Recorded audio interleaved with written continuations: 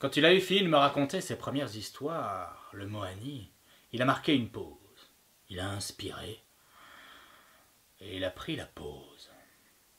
Et d'un air très mystérieux, il m'a demandé: Tu sais ce que c'est qu'un secret? Que j'ai fait. Alors il m'a dit: Un secret, c'est quelque chose que l'on ne peut dire qu'à une seule personne à la fois. Mais moi, cette phrase-là, je la connaissais déjà. Et comme j'ai pas eu l'air très impressionné, alors il a pris un air encore plus mystérieux. Et il a dit: C'est parce que les hommes ne savent pas garder les secrets que les fées sont partis. Puis il m'a raconté qu'autrefois, les fées, elles habitaient dans une grotte, près des rochers de Baucher. Et que, dans cette grotte, il y avait des tas de richesses. Des tas de richesses, mais rien qui fait la vie ordinaire, la vie courante. Il n'y avait pas d'eau. Il y avait de l'or en pagaille, mais pas d'eau. Du coup, il n'y avait pas non plus d'évier pour se laver les dents. Il n'y avait pas de machine à laver. Il n'y avait pas de téléviseur. Et puis surtout, pire que tout ça, il n'y avait pas de Wi-Fi et il n'y avait pas d'internet. C'est vous dire si dans cette grotte-là, vous n'auriez pas voulu vous y confiner. Mais les fées, elles, ça ne les dérangeait pas. Elles semblaient pouvoir vivre là-haut. Comment? On ne sait pas trop. Mais il m'a quand même dit qu'autrefois, les habitants, ils allaient souvent apporter des choses aux fées, des choses à manger. Et qu'en échange, les fées, elles avaient appris des tas de choses aux hommes et aux femmes du village. Par exemple, c'est les fées que les habitants ont appris à faire le beurre et le fromage. Et il a continué comme ça, et puis il m'a raconté que les fées, elles sont parties un jour bien précis. Elles sont parties du jour où cette femme est montée dans la montagne avec un grand vase rempli de lait. C'était du lait tout frais. Il venait juste d'être tiré des pies. Il était encore tout chaud. Il avait cette bonne odeur et puis cette toute petite peau qui se forme au-dessus. Elle l'avait donc mis dans un vase et elle était montée là-haut dans la montagne avec son vase. Et elle avait donné le vase aux fées. Et les fées, bien sûr, elles avaient accepté son cadeau. Et en échange, quand elles lui ont rendu son vase, les fées, elles l'avaient bouché hermétiquement avec un gros bouchon de liège. Elles lui ont donné, elles lui ont dit: Tiens, tu rentres chez toi, et deux choses. La première, c'est que tu ne devras à aucun prix, avant d'être arrivé chez toi, ouvrir le vase. Et la deuxième, c'est que ça, c'est un secret. Donc il ne faut le dire à absolument personne. La femme a promis pour les 2 points, et puis elle est descendue de la montagne. Elle a marché comme ça, et ça l'a un peu intriguée parce que dans son vase, ça faisait de drôles de bruits. Dès qu'elle manquait une marche, gling. Dès que elle avançait d'un pas plus rapide, gling, gling, gling. Elle sautillait, gling. Et puis gling. En fait, dès que ça bougeait, ça faisait gling. Comme un bruit, si tu veux, de monnaie sonnante et trébuchante. Alors, bien qu'elle était près de chez elle, de sa maison, la curiosité, tu vois, ça faisait un moment, elle a descendu toute la montagne jusqu'à ce qu'elle... Elle n'a pas pu résister. D'abord, d'un œil, elle a ouvert, et puis, comme elle voyait rien, elle a fait sauter le bouchon en grand. Mais, à la place de ce qu'elle croyait être des pièces de monnaie, il y avait des feuilles de faïard, de hêtre, si tu veux. Alors elle les a sorties comme ça, et puis elle les a jetées. Et elle est rentrée chez elle. Elle a posé le vase, elle s'est occupée à ses affaires, et puis, un peu plus tard, ça lui a pris de nettoyer le vase, parce qu'il y avait encore quelques feuilles mortes qui étaient collées au fond. Et quand elle a pris le vase pour le nettoyer, à la place des feuilles de faïard, cette fois-ci, il y avait des pièces d'or. Elle les a posées sur la table, ça a fait gling, gling, gling, gling, gling. Et là-dessus, une amie à elle est passée. L'amie a vu les pièces d'or et elle a demandé à son amie d'où elles venaient. Son amie, au début, elle ne voulait pas trop dire. Mais maintenant, vous le savez, qu'un secret, c'est quelque chose qu'on ne peut dire qu'à une seule personne à la fois. Alors comme c'était son amie, elle lui a dit.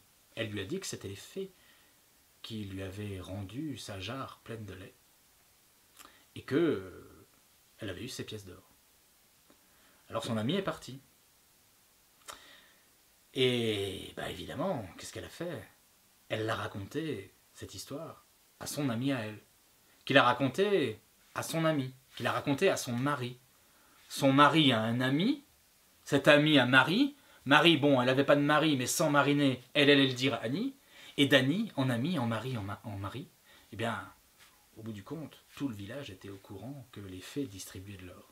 Alors, un à un, Annie, Marie et Ami, ils sont montés là-haut pour voir les fées, avec des vases remplis de lait.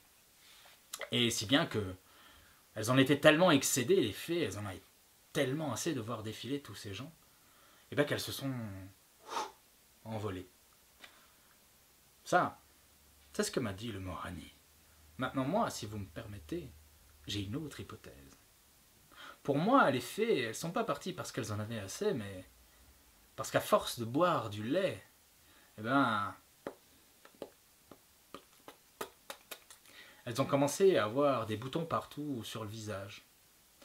Et du coup, elles sont simplement parties pour aller faire une cure aux eaux d'Évian, et comme elles ont trouvé l'endroit super chic, ben elles sont jamais revenues. Quand elles sont parties, les fées, elles n'ont pas tout emporté.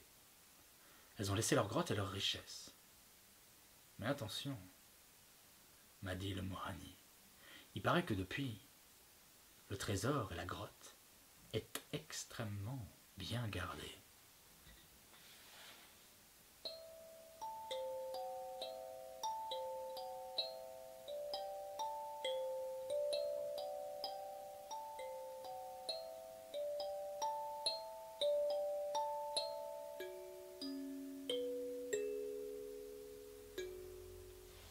Alors, il m'a parlé de la grotte de la fortune. Il m'a dit, ce que les fées délaissent, le diable a tôt fait de l'occuper. Histoire de me dire que maintenant, dans la grotte, à la place des fées, c'est le diable qui habitait. Mais je ne sais pas s'il m'a raconté ça pour me faire peur, comme on raconte des contes qui font peur aux petits-enfants pour les effrayer.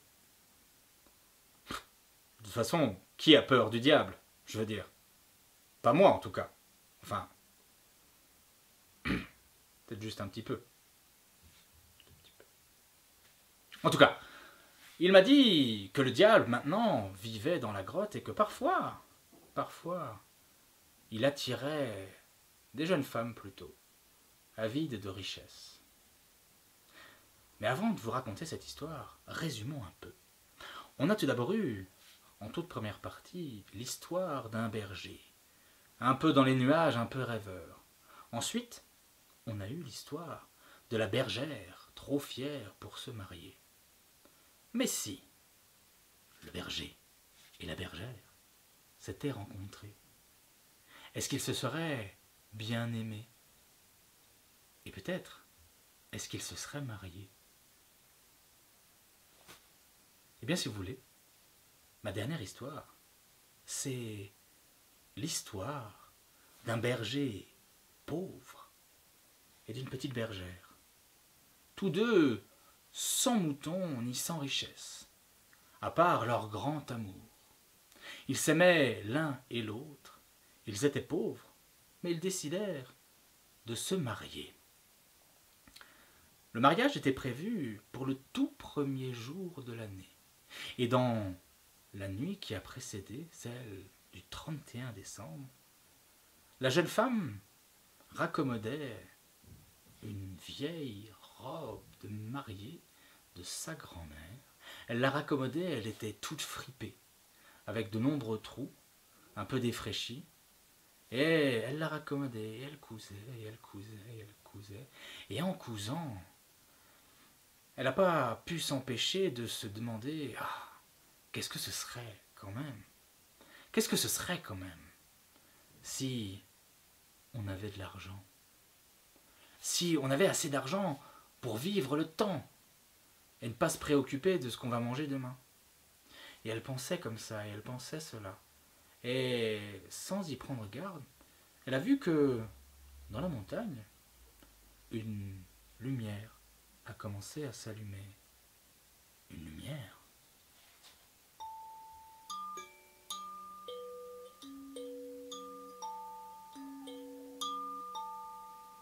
Une lumière bien étrange. Ça l'a tout de suite intriguée, ça brillait comme de l'or. Alors, sans savoir pourquoi, un peu hypnotisée, elle est sortie de chez elle. Et la nuit, elle est montée là-haut dans la montagne. À mesure qu'elle montait, la lumière devenait de plus en plus forte. Et quand elle a été vraiment près de l'entrée de la grotte, elle a vu les montagnes de richesses qu'il y avait à l'intérieur. Elle n'a pas vu que dans l'ombre, le diable l'attendait en se frottant les mains. Au village, on a commencé à la chercher. La mariée qui devait se marier le lendemain. Des rumeurs commençaient à courir que si elle s'était en allée comme ça en plein milieu de la nuit, c'est parce qu'elle avait eu peur de vivre avec le berger. Elle avait eu peur de vivre dans la pauvreté. Alors elle était partie. Mais lui, le berger, il savait que c'était pas ça. Il savait qu'elle l'aimait profondément et que c'est pas parce qu'elle était pauvre et que lui était pauvre qu'elle était partie. Alors, il a commencé à la chercher. Il l'a appelée 1 et 2 et 3 fois. Il ne savait plus où chercher, alors il a commencé à regarder vers la montagne. Et c'est là qu'il a vu, passant au-dessus de la grotte, une belle étoile filante. On lui faisait un signe, si tu veux.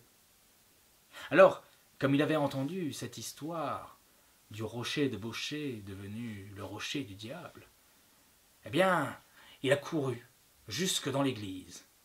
De son côté, la femme venait à peine, la bergère à peine de rentrer dans la grotte. Elle regardait toutes ces belles richesses. Minuit allait bientôt sonner son premier coup, et le diable savait que dès le premier coup sonné, la femme et son âme seraient à lui. Alors il a couru, le berger, il a couru, hors d'haleine, jusque dans l'église, et il a fait sonner, et il a fait sonner, et sonner encore au clocher. Comme sortie de son rêve, là-haut, la bergère a entendu le son de l'église. Elle a repris ses esprits, et elle a couru vers la sortie juste à temps avant que la grotte ne se referme derrière elle. Alors elle est descendue, dans sa belle robe de mariée toute blanche, elle est descendue de la montagne. Les étoiles faisaient briller sa robe, et le lendemain matin, aux toutes premières lueurs de l'aube, les deux amoureux, le berger et la bergère, se sont mariés.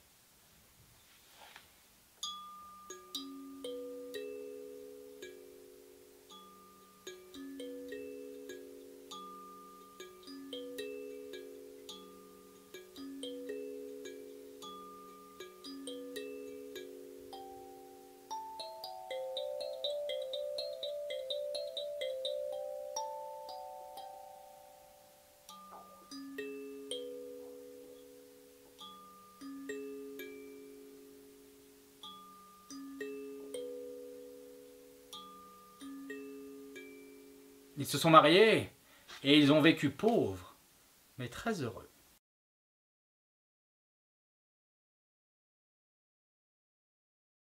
Hop, hop, hop, hop, hop, hop, hop. Attendez, j'ai presque oublié de vous dire. Quand il a eu fini de raconter ses histoires, le Mohani, j'ai pris congé de lui. Je lui ai dit merci pour tout ce qu'il m'avait appris. Et j'ai fait 2-3 pas comme ça sur le sentier. Et puis, à un moment donné, je me suis dit, c'est quand même un drôle de prénom, ça, Mohani. D'où est-ce que ça vient? Alors, je me suis retourné pour lui poser la question et quand je me suis retourné, à sa place, là-haut perché sur son rocher, il y avait une vache. Du genre, une bonne grosse vache. Et là, je me suis dit, c'est quand même pas la vache qui m'a raconté toutes ces histoires. Ou bien c'est moi qui suis complètement fou. Je sais pas. Je vais vous laisser décider de ça, vous savez quoi? Il y a une chose que je peux vous dire, c'est que du côté des ouches, On fait parfois de drôles de rencontres.